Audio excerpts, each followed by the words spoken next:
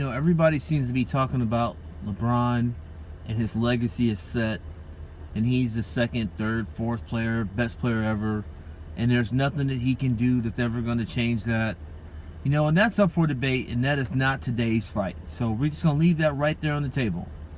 I think we are prematurely putting LeBron in front of some players that gave it their all. One being Magic Johnson, one being Kareem Abdul-Jabbar, that gave it their all. Okay, he's got more rebounds. He's going to have more points. He's going to have more assists than Kobe. But Kobe gave it his all, and he had 5 championships to LeBron's 3. But that is not today's fight. This is what I'm saying for today. Is LeBron's legacy after basketball set? Or is he playing his way out of the LA market? Because I got to believe that the people in LA have pride in their city, in that team being the Lakers, and what that brand means to that city. And you got LeBron showing up to games with wine. You got him missing games, when he could be playing if it was the playoffs, but you're not playing, but you need to play to get into the playoffs. You out there looking like you don't give a damn. You're not playing defense. You on rap records. You are producing shows in the middle of the season. At some point, you got to put the work in on the floor for those people to still respect you and to give you the opportunities that they would give you in the city. Now, that's just me talking from afar. But this is the question for today. Is LeBron's after basketball legacy set in stone? Is it set in stone that he is going to be able to stay in LA and build this empire? Or is LeBron going to go back to Cleveland? It's looking to me like LeBron wants to stay in LA, but he's gonna play himself right back to Cleveland, to where the people in LA, it's like, your money ain't good here. We can't make no money off of you. We can't make no money with you. You're gonna have to go back to Cleveland. And here's another question. At the 218 mark, should Magic Johnson consider trading LeBron James for another superstar of equal or just slightly under his level?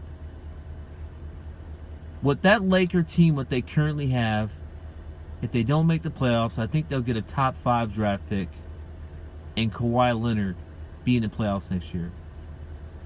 Or if Kevin Durant went there without LeBron, would they be in the playoffs next year? Now, that scenario won't happen. If they traded LeBron for, I don't know, somebody, it's very tricky, but let's say they got Kyrie and Jason Tatum, Jaylen Brown for LeBron, straight up. Would they make the playoffs next year with that squad and an incoming draft pick and keep building with that core? Get rid of the bums. We know the team is ridiculous. You got some guys on there that should not be on the Lakers at all, let alone probably shouldn't be in the NBA, period. So get rid of the bums, fix the roster. Would this team be in the playoffs next year if Magic Johnson decided to trade LeBron? That is the second question of the day right there. Because I seem to think that if they had a DeMar DeRozan, if they had a Paul George, if they had a Kawhi Leonard, if they had a Kevin Durant running the show with the squad that they have, they can make the playoffs. If they had a Kawhi Leonard with B.I., Ball, Kuzma, JaVale McGee, probably Rondo still, and I dare to say the rest of them dudes you can go ahead and get rid of. We'll keep Josh Hart and see if he develops, but the rest of them dudes you can go ahead and get rid of. We'll figure it out. A new draft pick, could they make the playoffs? That is the question. I think they could. I think I've seen enough of LeBron this year. I'm not going to say trade him. I'm not going to write him off. I know he'll come back healthy next year. I know he'll come back. He cares about what people say about him. If he cares about his name, I know he'll come back ready to go. But damn it, shut him down this year. I've seen enough. I don't care if they win another game or not. I've seen enough. Let the young guys play out their last 20 games as Lakers, because you know what? I think other than Brandon Ingram, the rest of them won't be there next year. They'll find a reason to trade him. And at the beginning of the season, that shouldn't have been the case. I'm sorry, you got a guy at second year, Kyle Kuzma, that's put up 37 points in the game, 32, 33 multiple times. The guy can get buckets when he gets shots. Yeah, he doesn't get you any other stats, but he can learn that if he had a great leader. You got a guy in BI who can get a shot one-on-one against anybody, and you've seen in the last 4, 5, 6, 7 games, he's been able to hit threes consistently. The guy's been able to put up 27, 29, 32, 32. The guy can get buckets. I'm sorry, I'm not trading those two guys. It's no different from Boston with Jaylen Brown and Jason Tatum. Unless Anthony Davis is walking through the door, I am not trading those two guys. I'm going to develop them. The rest of the guys, yeah, y'all can go. LA's got a similar situation. And LeBron brought his circus. He brought his drama to the Lakers and his immediate need to win with a stacked team and how you're not used to playing with young guys. I beg to differ. You probably made more turnovers than they did, and it wasn't because they was out of position. You know, I just had a friend tonight, random text, says the Lakers are doing whatever they can to get LeBron to play defense. And the videos on Twitter, it's got Kyle Kuzma pushing LeBron out to his man. LeBron runs at him, he's shooting three, he missed. Lakers get the rebound, they go back down. It's against the Clippers. Look at it. So you can't say it's all the young people and are they prepared for the games? Is basketball the most important thing to them? You can't say that when you are producing or a part of or rapping on or appearing in rap records and you're producing TV shows. I don't know how much time you're putting in, but it's not a good look, bro. You're killing my Laker brand right now. And I still watch. I watched through all the bad years of Kobe in legacy mode. I watched the bad years of D'Angelo Russell. I watched the first year of LeVar Ball, of Lonzo Ball, and now I'm watching this bullshit. It's been a rough 4 years.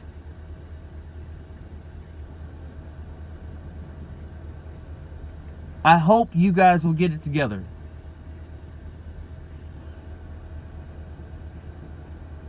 That's it. I'm done. I'm done. I'm trying to be peaceful today.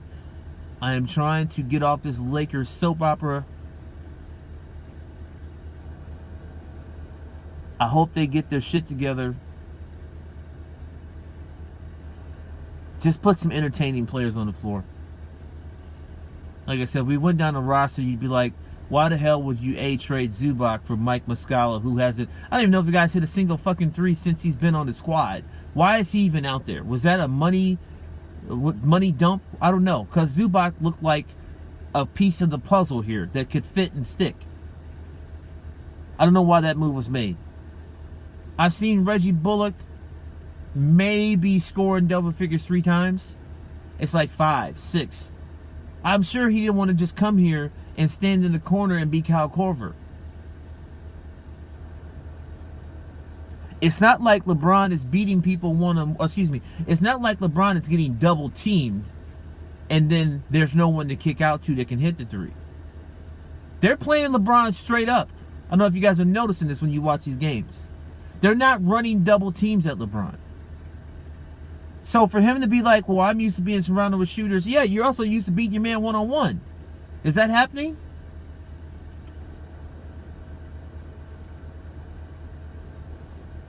I have no idea what P. Jonathan, I don't even know the guy's first name. He ain't been a Laker long enough for me to know his name.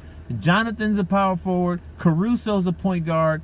The Mike Hasilla, blah, blah, blah, dude, whatever his name is, I don't mean to disrespect your name, sorry. But my point is, you have not been a Laker and done enough for me to even know your name.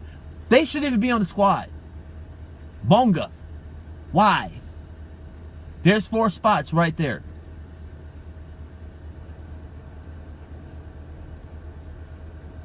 Shouldn't be on the squad.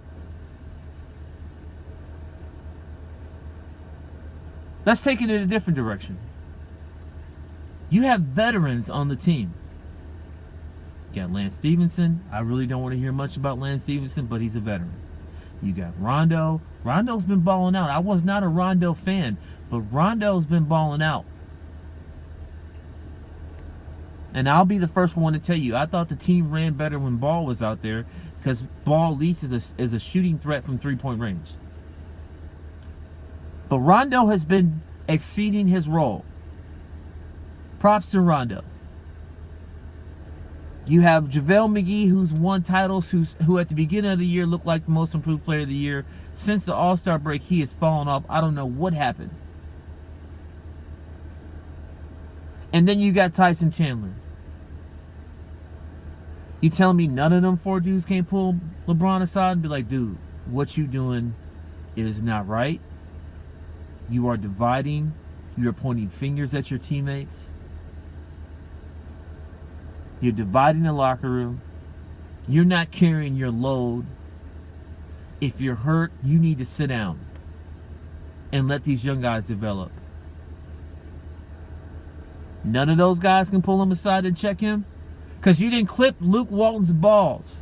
Unless Magic Johnson is going to come down and say whatever Luke says goes, which we know he's not. What the hell is Luke Walton going to say?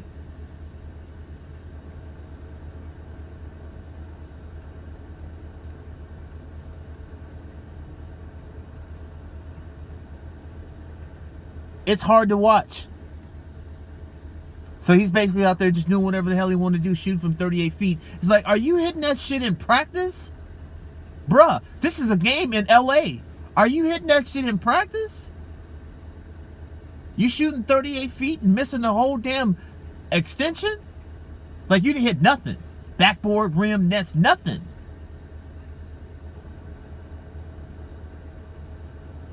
And then you talking about the shit you did against Golden State made you the greatest ever?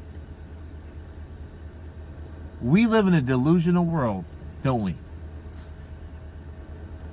And I hate giving my 2 cents about LeBron, because LeBron does a lot of stuff off the floor that I appreciate, and he does a lot of things on the floor that I appreciate. He does a lot of things for his family, for the community, for the league. But it's just like, we have video footage. I don't know if you know that or not. We have cameras. We're able to press rewind and see what happened. And that goes out for all you other talking head media dudes.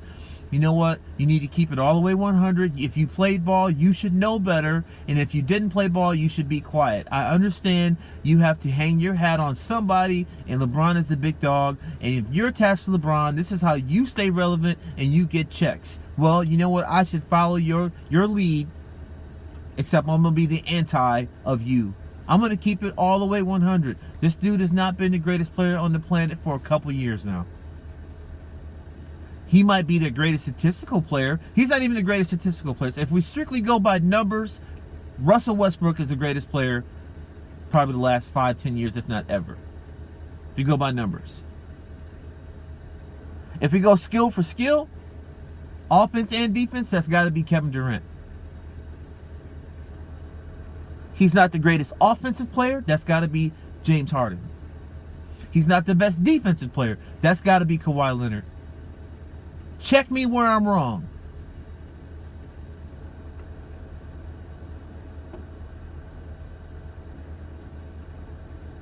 But y'all keep saying he is the greatest player on the planet. And it's just like, no.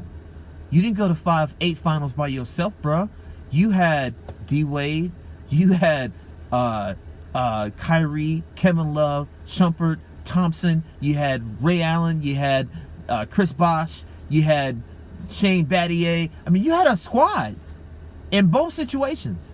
It wasn't like you was out there wrecking boys by yourself. You had a squad. I tell you this, you didn't have Paxson. You didn't have Cartwright. You didn't have Luke Longley, Bill Winnington. You didn't have them dudes. So for all you people that's talking about LeBron this and LeBron that, the Western Conference has pulled LeBron's card. And now y'all see what it is. This is why Kobe's probably somewhere in the back room laughing. He's probably supporting LeBron, supporting the Lakers. But he's probably in the back room laughing somewhere like, I tried to tell you, bro. You come out here in this West. This ain't no activate playoff mode conference. This is, you better have your shit ready from day one for you get on the floor conference. If you think I'm wrong, go back over the last 5 years and look at him. In the East, it did not matter where he landed. He knew, like he said, if I come in your building, I have confidence I can beat you on your floor. That's what he said. Okay, out here in this West, no, we're going to run the brakes off this mug. And you better be able to keep up. I don't know if you guys have seen the Sacramento Kings play. They're in the nice spot. And they will run your ass off the floor. And I think they got maybe 2 players that's 5 years plus. Nice spot. If I had the record in front of me, I want to say it's close to 32-32, somewhere in there. They probably make the playoffs in the East. I think the Pistons might be 32-32, and they're like in the 7th spot in the East.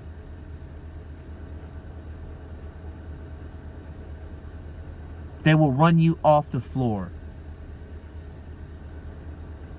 Teams like Utah. We already know about Houston and Golden State. Oklahoma City will run you off the floor.